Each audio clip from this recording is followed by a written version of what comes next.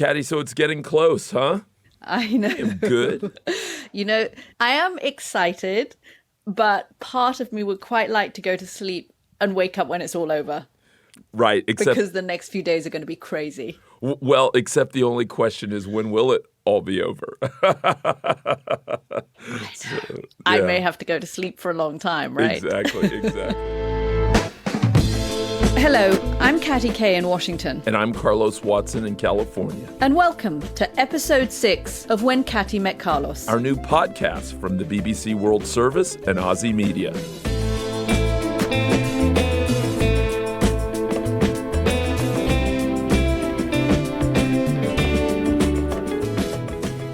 It's weird, and I both sense a bit of excitement's not the right word, but attention and anxiety, but it's also in another way more low-key than I remember previous times right before an election. So if I think back to where things were in 2012 or 2008 or even 2004 or 2000, I thought that there was generally more energy and more froth in the country in and around it. But maybe that's just me and my vantage point. But there's a weird duality to this moment.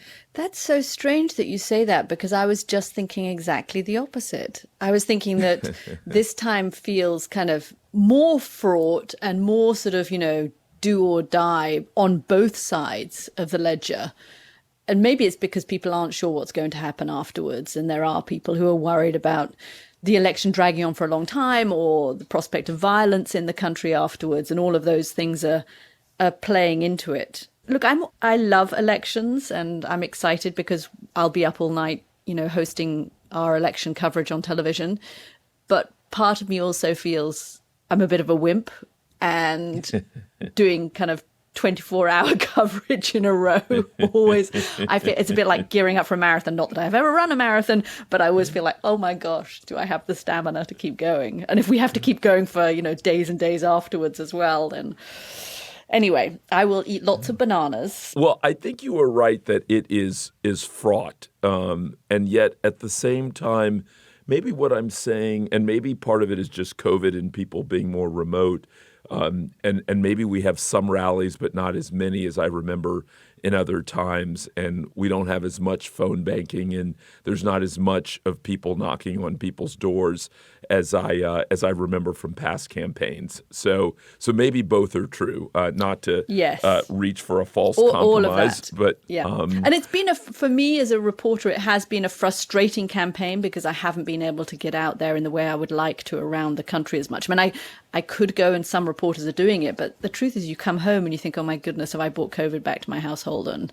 how, is that fair really? So I haven't really done as much getting out and talking to people. But hey, it's not like there hasn't been a lot going on since we last spoke, Carlos. We now have a new Supreme Court justice. Oh my goodness, Amy Coney Barrett, the youngest justice on the court now. And interesting in the light conversation we're having this week, because a lot has been also made of the fact that she is a mother. I mean, a mother of young children, not only 7 young children, but a mother of young children. And she has made that argument, but there's been some pushback against that, saying, well, look, if this was a man running, and when Justice Roberts was confirmed, who also had school-age children at the time, nobody mentioned the fact that he had children. So it has brought to light, I think, these issues that we're going to talk about today, about the role of women and what is feminism, and is there a conservative brand of feminism? And I think it all kind of came together in her nomination and confirmation. There are lots of reasons that this election is important, but there's one you might not be aware of.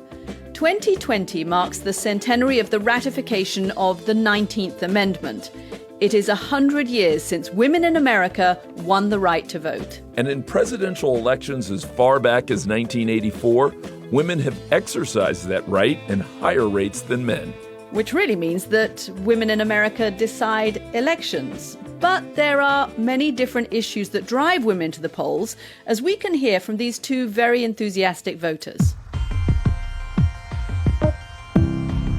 We love Trump because we trust him and we don't think he disrespects us. We think it's false narrative, what has been said about him. We see he respects women on his cabinet, the women he's placed in positions. He's pro-life. We just know that he's the real thing. We don't want any fake politicians anymore. He is a man of his word. Everything he's promised, he's delivered on. He's himself. He doesn't lie. What he is what you get, and we know that. And we are looking forward to the next 4 years of everything he's going to do and that he's going to continue to do.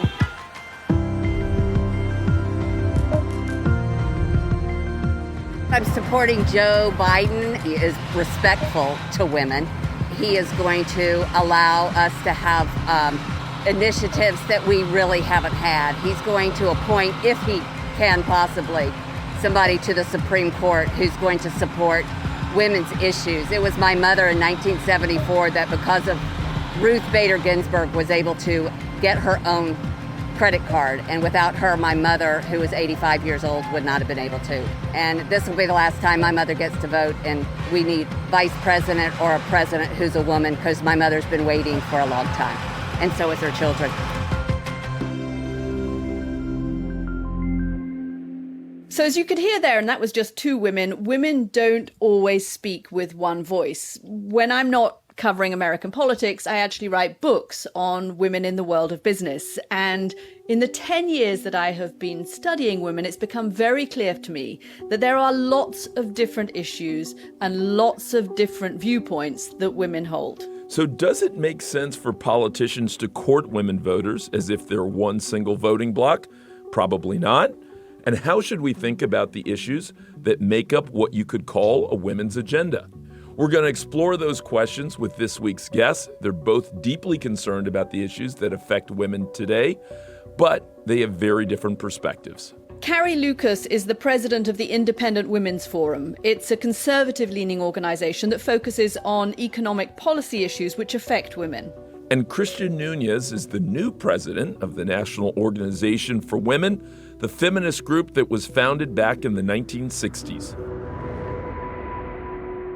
Christian and Carrie, thank you so much for joining us for this episode. We've been wanting to look at women in the electorate and what they want from politicians and from politics and from life and economics for a while. So we're really excited to have this conversation with you. And we will get to the politics. The election is right round the corner. So we're going to get to the politics, I'm sure, in a second. But I just want to start by asking both of you to explain to us what you see as the kind of most urgent, pressing, interesting issues facing women in America today. And Christian, why don't you kick it off and then Carrie jump in?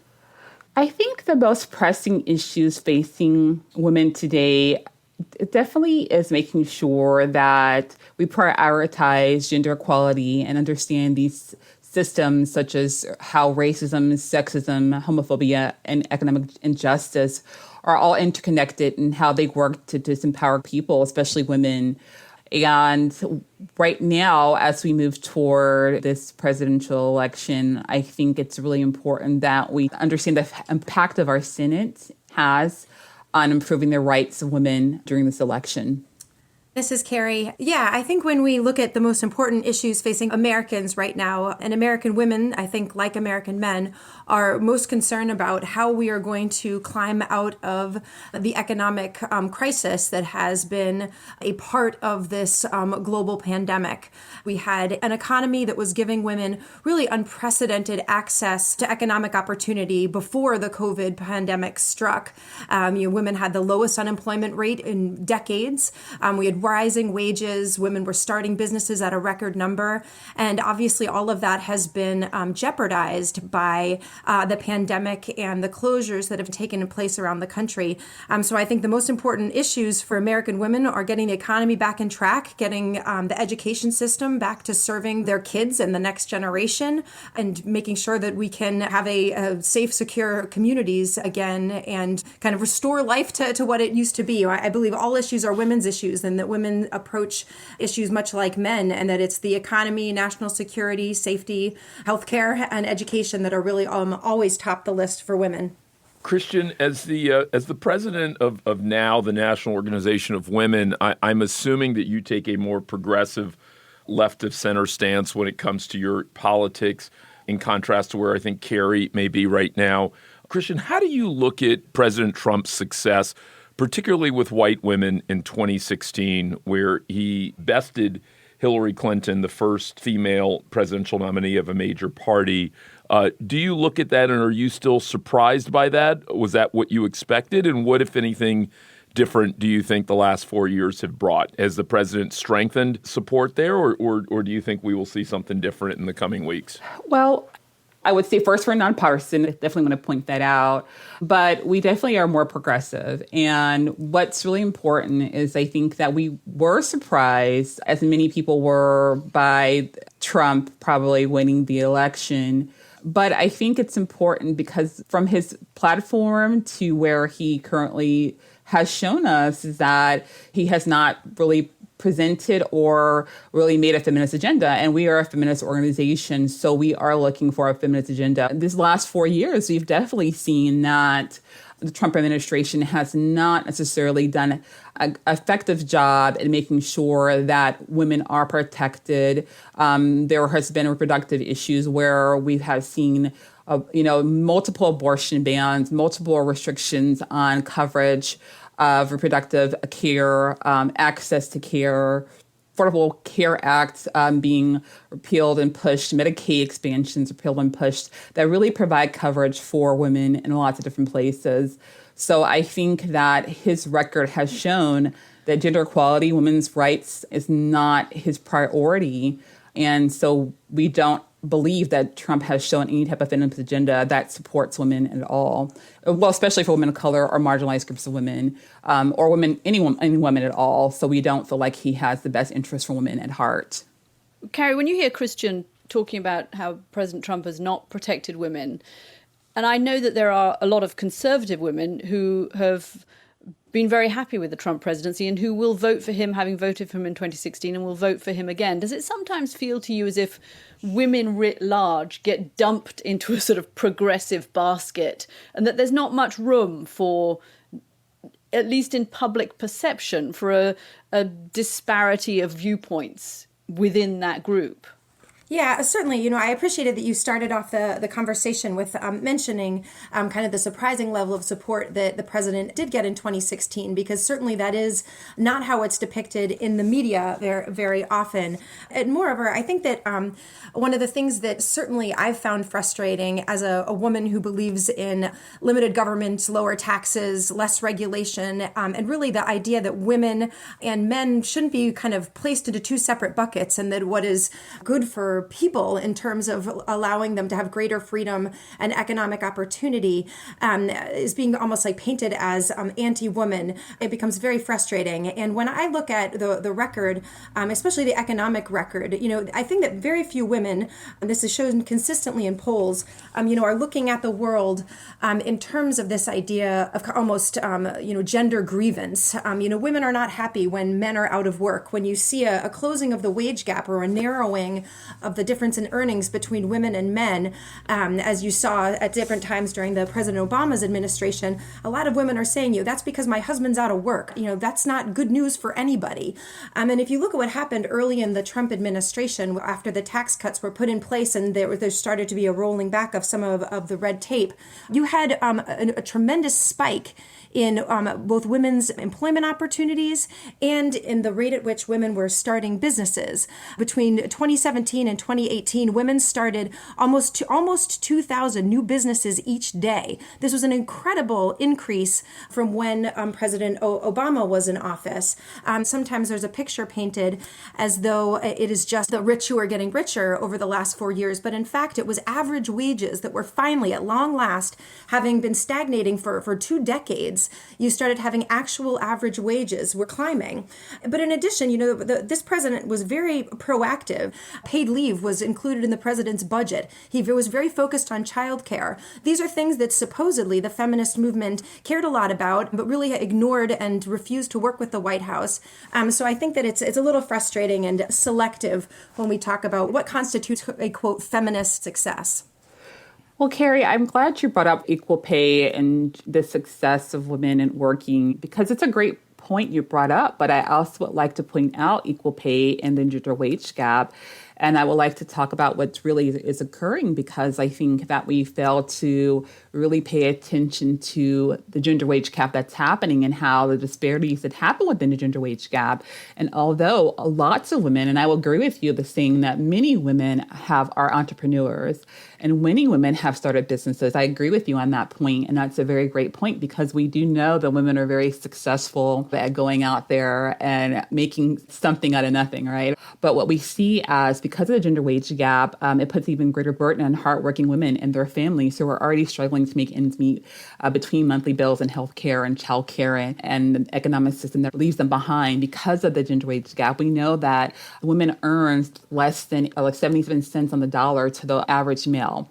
And we're talking about the white male versus the average white male. So that's 77 cents, right? And if we start just breaking it down based on women of color, it's even less. We have 66 cents for the Black woman. We have less than 55 cents for the Native American woman. We have less. So we have to look at how that really looks. So even if we have women out there who are working and having their own businesses and who are out there having jobs, even at the corporate C level, and they're out there working, they're working harder, they're working longer. It's taking them much more to be able to acquire the same amount as men that in their field who have the same amount of experience, they have the same amount of education as themselves. Let me finish, Carrie. Let me finish. I let you finish. I just want to let me finish my point.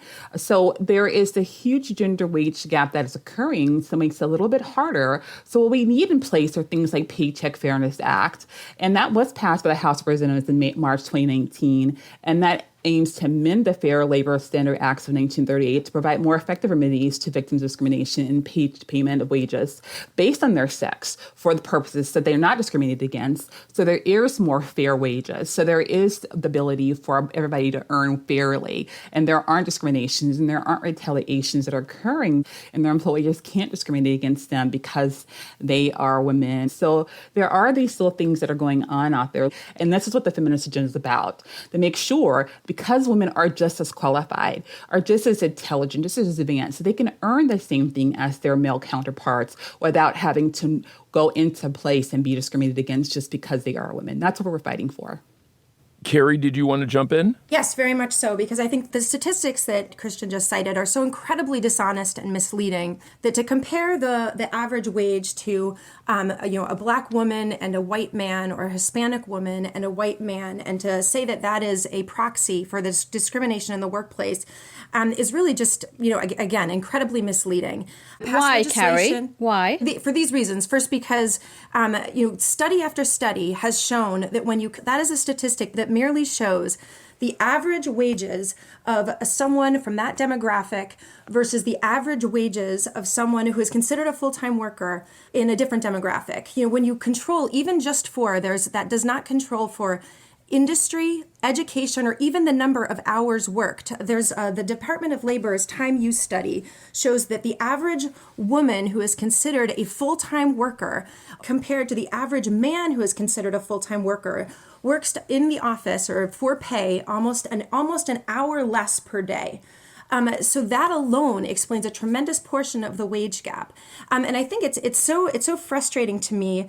Throughout the world, the wage gap is roughly the same. Women earn about 80 cents on the dollar to what men earn on average, and this was true throughout President Obama's. Why wasn't this? If this is a problem that can be solved by legislation, and why didn't President Obama solve this with the Lilly Ledbetter Act, which he claimed was meant to address the equal pay gap? Mm-hmm. But again, these are honest studies. When they control for these factors, they looks like women earn about 95 cents on a dollar. Men tend to, and it's not all just that men are earning so much more money because they work as engineers. No, men are often working in fishing boats. They're working in prisons. They're driving the overnight shift. They take on a lot of dirty and dangerous jobs. That's why almost all workplace deaths occur because of men.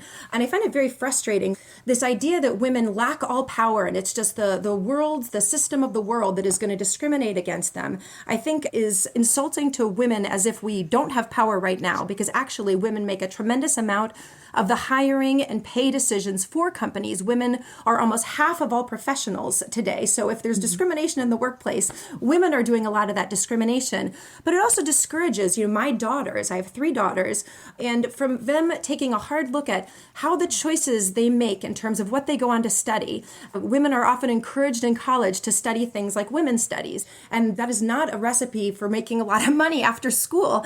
But when you talk about it as if it's only discrimination that holds them back, it really takes away agency from girls, and it discourages them from getting ahead. So I think it's very destructive and misleading to use such skewed statistics. And I don't think it advances the public policy conversation, and it certainly doesn't advance the interests of women. Well, Carrie, I think it's a misstatement, I think, to assume that it's women who are projecting the conversation that women do not empower themselves, because I don't think this is the argument that we're making. The argument that we're making as feminists is that women do hold that agency, and we do hold that ability to own our own autonomy and agency to make these choices for ourselves, and that we do not need anyone to make these choices for us. This is the argument that feminists make, is that we are truly capable and truly powerful enough to make our own decisions. We are the ones that you can decide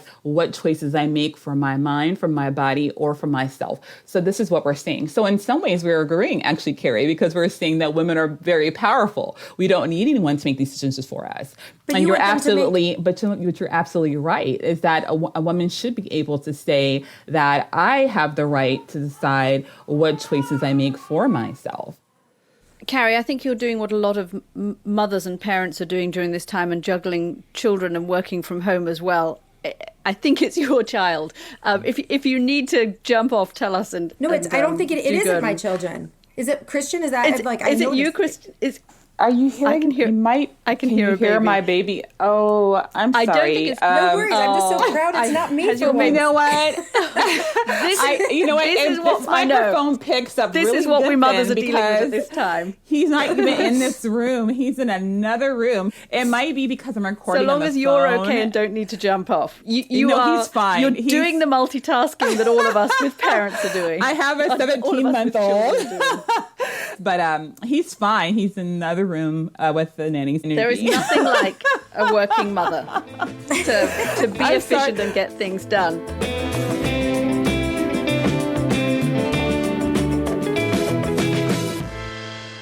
I think that we are in a moment where the position of women and men is changing a little bit in society, and there seems to be a sort of shift going on.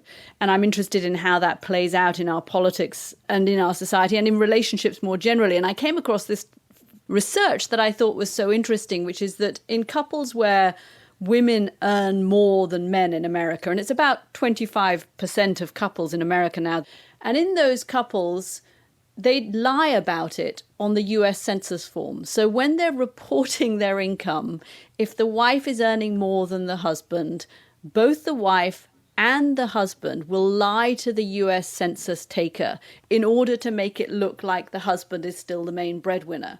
And it just, for me, encapsulated this kind of rather fragile moment that we seem to be between men and women, as women, we all know, in America are better educated than men, are starting to earn more than men.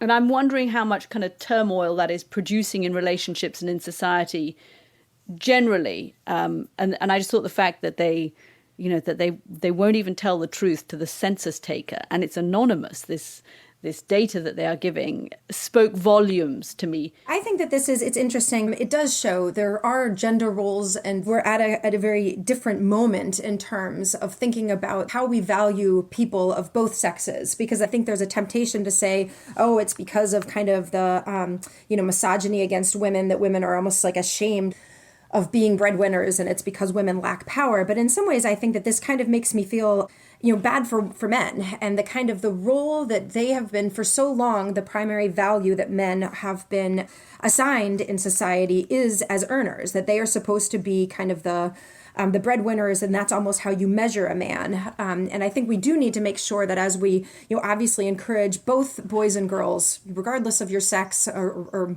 any of your qualifications, to kind of pursue your own vision of happiness and use your time and talents to the best of your ability, that men shouldn't just be judged on their earnings. I agree with Carrie where it encourages our society to challenge toxic masculinity, meaning that men have to have certain roles and that they have to always be expected to be the main breadwinner. And I think that if we in society can challenge that more and embrace gender equality better and understand that you can and your family determine how your family dynamics make up. Like, you can determine how you share roles and responsibilities and who does what. Your family, you determine how that works for you and what works best. And embrace that some families, the male might be the stay-at-home parent and the wife might be the bread earner. And if that works for your family, that works for your family. And I think the more we embrace that and challenge toxic masculinity and misogynistic roles, then it helps us to work more toward a shared and a healthy balance and gender equity in our country. But I think that's a big part for how we each individually in our homes and our families start challenging that and accepting the differences. I think that's super important. Christian and Carrie, as we wrap up here, can I ask you each to give maybe no more than a minute closing thought of how you think these various issues we've talked about today will or will not impact the election that's right around the corner? Sure. What I will say is, if we think about elections and we think about if elections were to have consequences, I would say that this particular election is one that we have to really think about the most. We have to think about that women have the most at stake during this election. This is not about seeing women have less value. This is not about saying women are weak. This is about saying women are strong and deserve to be protected. And candidates must listen to what voters want. It's very important that we pick representatives who truly reflect our values and prioritize the feminist agenda. And a feminist agenda is about equality, gender equality, and making sure that we select individuals and a president who will represent an agenda that is about equality for all and making sure everyone has a voice and everyone's voice is valued. This obviously is an incredibly important election, and I think one of the big questions will be whether people are focused on kind of the policies or on the personalities. There's been, especially in women's media, there's a lot of kind of push to reject Donald Trump because he is considered boorish. They don't like his tweets. There's a lot of women out there who are thinking back to the economic policies and that basic question that is almost a cliche in politics, but are you better off than you were 4 years ago? And when it comes to things like economic opportunity, most Americans before COVID hit were answering absolutely resoundingly yes. And I think the question will be who women and men are going to get us back to that moment where we do have a growing opportunity that is affording better opportunities for people both in the workplace, but then also in terms of rebuilding our communities that have suffered so much, both because of the riots and then also just this pandemic, and who can get us out of there. Carrie Lukas, Christian Nunes, thank you both for joining us today. Thank you. Thank you very much. Thank you both of Thanks, you. Carrie. Fascinating conversation. Katty, what struck you most from the conversation today? Apart from the fact that Christian is having to do what every parent is doing around the country and juggle working from home with a small baby, poor thing. Look, I heard a lot of emotion. And what we might have thought from watching the last few years of the Trump presidency and those huge big women's marches that we've all become accustomed to, very much a progressive women's movement, that the emotion might be on that side. But I heard undercurrents of emotion on Carrie's side too. And an almost a feeling of conservative women just aren't heard. And maybe it comes from being in a slight minority. The fact that 75% of young women voted Democrat shows you how few young Republican women there are. and conservative women are in a minority. And I heard that in her voice. And I thought that was interesting. Indeed. If there is to be a surprise in the election, that's where it will be, right? There's a belief at the moment that college-educated white women have defected from the president versus the level of support that they gave him in 2016. Flip it to the other side, though. Do you think if Biden were to win, that will prove to be a boon for what's seen as the feminist agenda and the women's movement? I think, that's why he put Kamala Harris partly on the ticket, right? He made it very clear he wanted not just a woman, but a woman of color too. And it is a message of inclusion that his campaign is running. And I guess what will be interesting is, there's we heard two very clear positions from Christian saying the women's movement is a feminist movement and is about choice for women and inclusion for women and opportunity for women and leveling the playing field. And we heard right at the beginning from Carrie, I thought it was so interesting, women's issues are humans' issues, are men's issues as well. And there really isn't much distinction.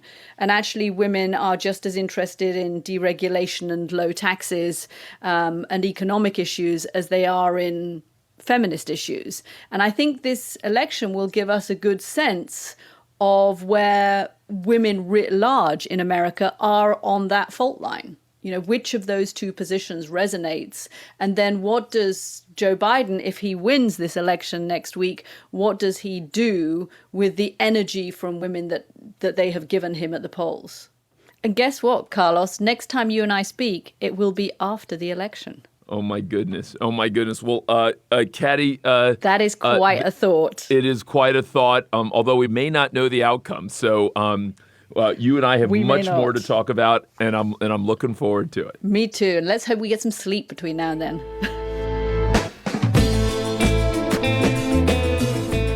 We hope you've enjoyed this episode of When Katty Met Carlos, a co-production from the BBC World Service and OZY Media.